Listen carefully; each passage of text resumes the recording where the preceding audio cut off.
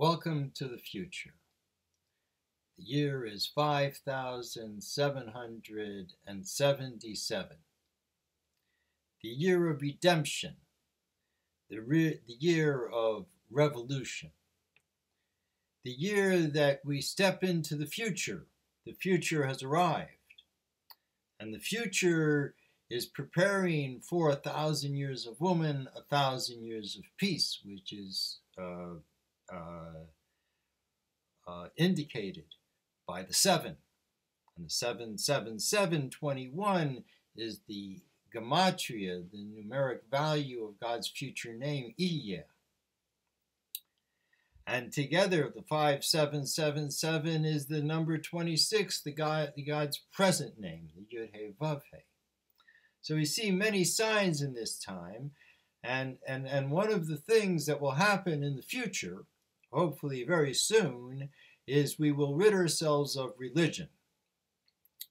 Because the two ways that people learn about reality in our world is either from their teachers, who teach them about the physical world, or about their spiritual teachers who teach them about the spirit world. That is religion. So just as the scientists and the government and the teachers have lied to the people, some wittingly and some unwittingly, that there was a big bang and we all just came out 13 billion years later, and that we evolved out of monkeys, and that we were alone in the universe, except maybe other alien beings that may have just happened to come into being like we did. It is a very detrimental way to look at reality. And people who are bothered by this, they'll look to religion. And religion, in a sense, tells them the worst lie, that God is spiritual. That they have some sort of intercession between them and God, and that there is a hell that one has to worry about and pay to be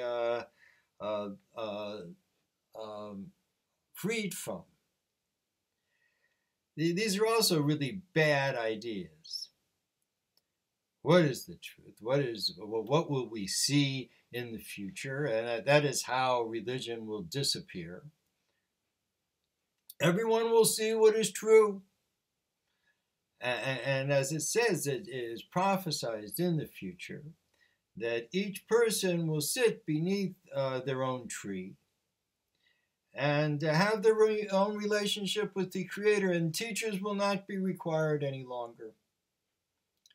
I'm sure that we'll share with one another our experiences, but our connection with the Creator is just a very private thing. And we all see that there is a Creator, and we will all see that creation is a communication from the Creator, and everything that is there for a reason. And we will respect, the earth, and certainly woman upon the earth. And that's sort of the point of revolution and being able to enter into 1,000 years of woman in peace, is that to make the world a good place for our women. When women are happy, men are happy. Everyone's happy. How will we, in the meantime, and as this is a process over 200 years, 233 years, getting to the year 6,000, which will be the 7,000th year, the final concluding year of the creation of the human being upon planet Earth. And this whole scheme is for a purpose. People wonder, what is the purpose of creation? The purpose of creation is very simple. You don't need a religion. You don't need any big teacher. It's a very simple thing. Creator wants to be known and low, and that's us, because we've been evolving for 5,777 years from a very spiritually aware human being to a very physically unaware human being. And so each generation really gets lower and lower, and God wants to be revealed in that low generation. And how is God? What is God revealed? God wants to be known, and right now there's a lot of confusion because of religion, and so it puts this cloak of darkness, between God and the person. And the truth is, and one of the other big lies of religion is monotheism. That was the message of Abraham 4,000 years ago, which is not true. It was never the message. It's nowhere written in Torah or anywhere else in the ancient times, because there was common acknowledgement that there was a creator. Creator didn't come out of a big bang. It didn't just happen. It didn't create itself. The creation was created. The question was, where is the Creator? Is the Creator still here caring about creation? Or did the Creator put creation into the hands of the stars and the constellations? And therefore people should pray to the stars and the constellations, because God's really not here. And Avraham came to say, no, man, God is right here all the time for all of us. You want to talk to God? Talk to God. God's right there, and God will answer you. And this was revolutionary in the world. And also, Abraham, he came from the Tower of Babel, and therefore he knew the secret of language.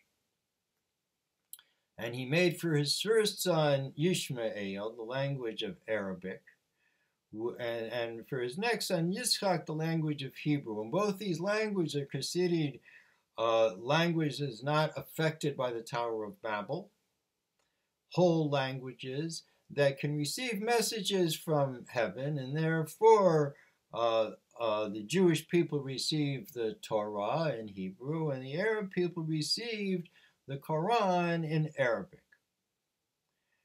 And nowhere in these languages, and also Abraham's also responsible for the Brahmins, and for the language of Sanskrit, and that's the basis of the Indo-European language, and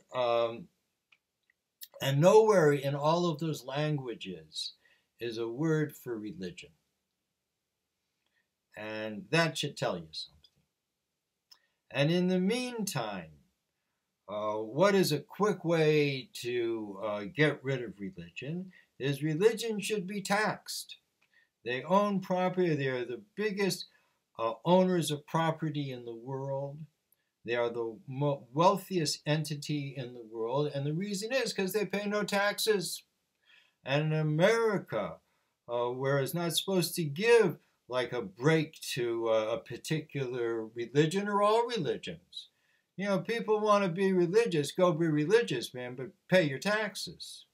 You shouldn't be owning property and being able to hold on to property for a very long time while other people are losing their homes because they can't afford the taxes. So this is one of the revolutionary things that should happen, and to help make places for women in our country, that every one of these places that will have to foreclose because they can't pay their taxes, we can make beautiful dwellings in them for our women and make sure that people are taken care of. And one of the way to really begin the revolution, if everyone on election day would not spend any money, and together, if you would have 100 or 2 or whatever millions of people not spending money, this would very much shake the economy, shake the government, and proclaim, "We the people," because the future has arrived.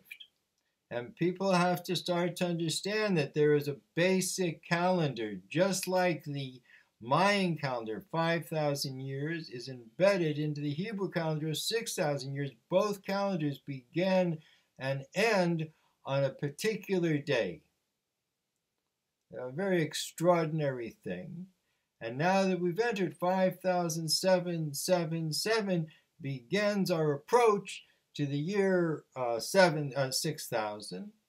And therefore, welcome to the future.